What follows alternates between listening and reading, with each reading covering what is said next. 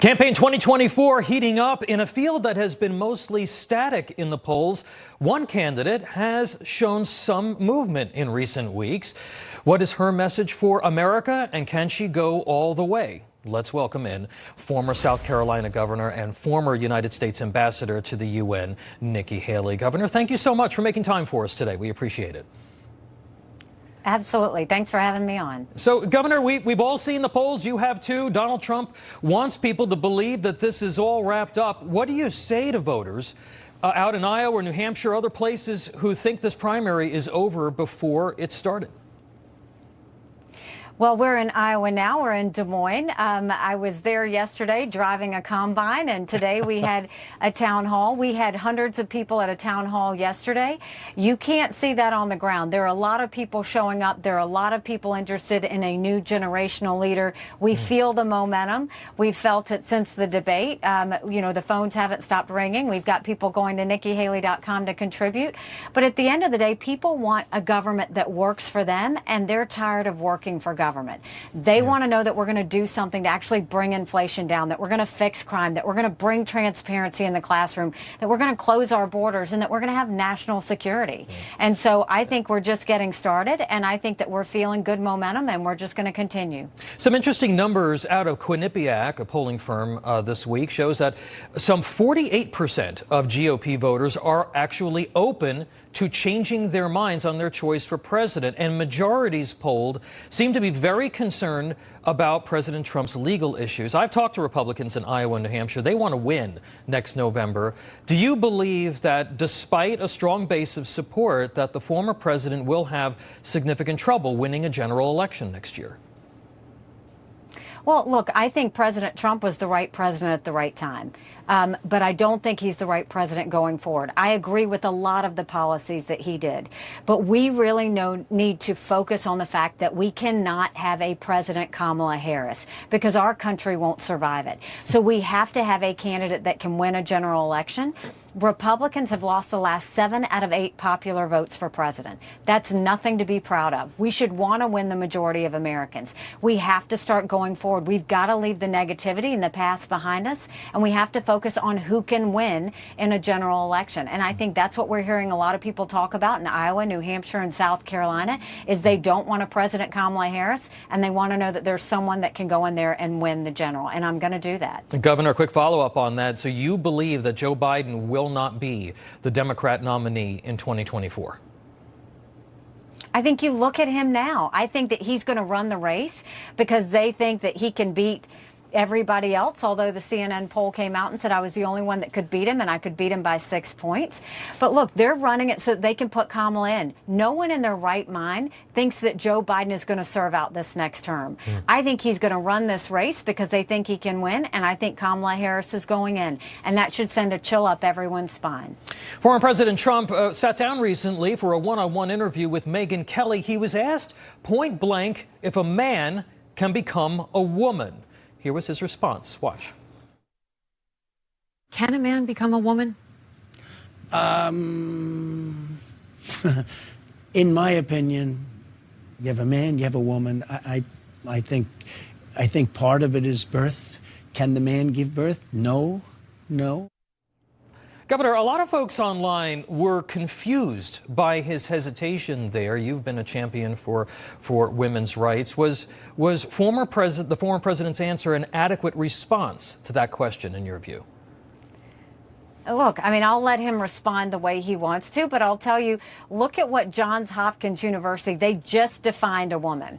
And do you know what it was? It was a non-man. They are trying to erase women. You cannot erase women. You cannot put biological boys in girls' sports. We know the difference between a man and a woman. Our children know the difference between girls and boys. If an adult decides to transition later in life, that is up to them. It's a free country. They can do what they want. But at the end of the day, there are 2 genders. We know that. There's a girl, there's a boy, there's a man, there's a woman. And no matter what any university or anyone wants to call us, you know, women aren't going anywhere. We're there. We know exactly who we are. We know exactly what we can do. And all of this chaos is nothing more than just ridiculousness. But Governor, but yes or no, were you surprised that he couldn't answer the question directly? I guess he got confused. I don't know. I don't know what his thought process was. I can, always talk about mine, but I'm not going to try and talk about his. Okay.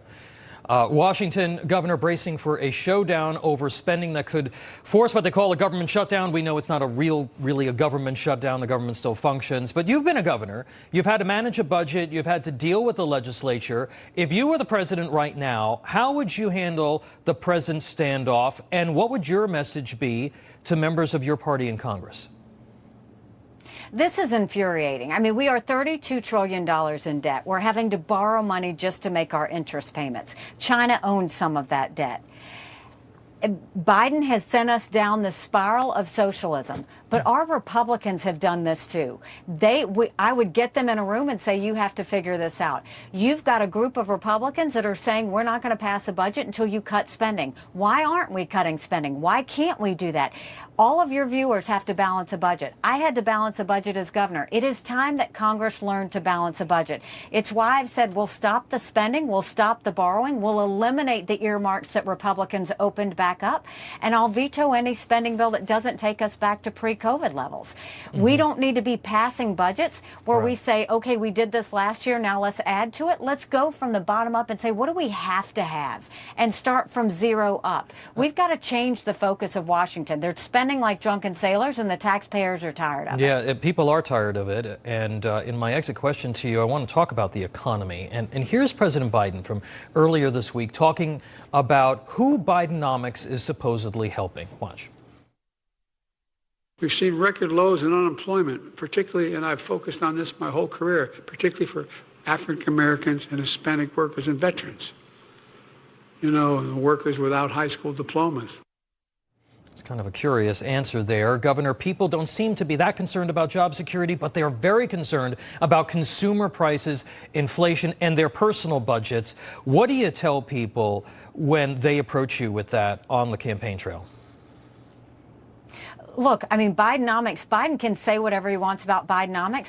We feel it when we go into the grocery store. We feel it when we fill up our tank with gas. We feel it with the high cost of rent and the fact that interest rates have gone up and you can't afford a home. We know inflation is real, but it's not just what I say, it's what the Census Bureau said. The Census Bureau came out and said that Americans are poorer now than they were before Bidenomics. That's why I'm coming out with an economic plan next week. And one of the items in that plan is the fact that we are going to make sure that we eliminate all of the federal gas tax in this country. We're going to put that money back into the pockets of the taxpayers. We're going to try and reduce inflation by making sure we're not energy independent, but we're energy dominant. We're going to stop the spending, and we're going to come out with another list of plans on how we're going to move all of the functions from the federal government down to the states so that we can reduce the size of the federal government and empower the people in the states. We're going to get our budget back on track. That's why we need an accountant in the White House. All right, and we're going to have to leave it there, unfortunately, but we are going to continue to follow along with the progress of your campaign. 2024 GOP presidential candidate Governor Nikki Haley, thank you so much for making time for us today. Thanks. Go to NikkiHaley.com and join our fight.